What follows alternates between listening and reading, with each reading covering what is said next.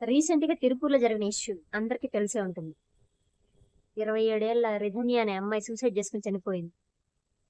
ఈ డోరీ ఇవ్వలేదనే టార్చర్ వల్ల. అరే ఎంత ఇచ్చి లాభంరా? 2 కోట్ల కట్నం, 70 లక్షల కారు, 2.5 కోట్ల పెళ్లి ఖర్చు,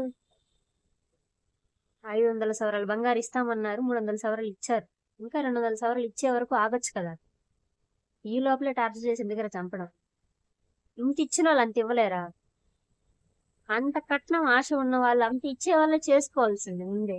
ఈ అత్యాశ వల్ల ఆ అమ్మాయి ప్రాణం ఎందుకు తీసేశారు?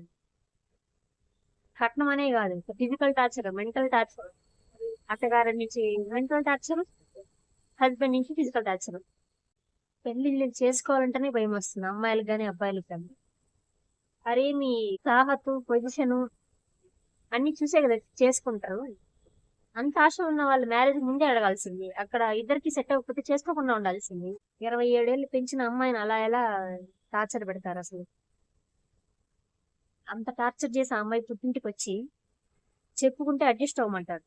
ప్రతి ఒక్క అమ్మాయి చిన్నప్పటి నుంచి వినేమాట, అడ్జస్ట్ సర్దుకుపో అని. అరే ప్రతి దానికి లిమిట్స్ ఉంటాయి.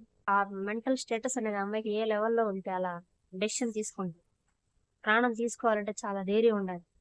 అరేంజ్డ్ మ్యారేజ్ అయినా లవ్ మ్యారేజ్ అయినా చూస్ చేసుకోండి. మీకు సెట్ అయితేనే చేసుకోండి. సెట్ కాకుండా వాళ్ళని చేసుకొని ప్రాణాలు తీసుకునేలా చెయ్యొద్దు.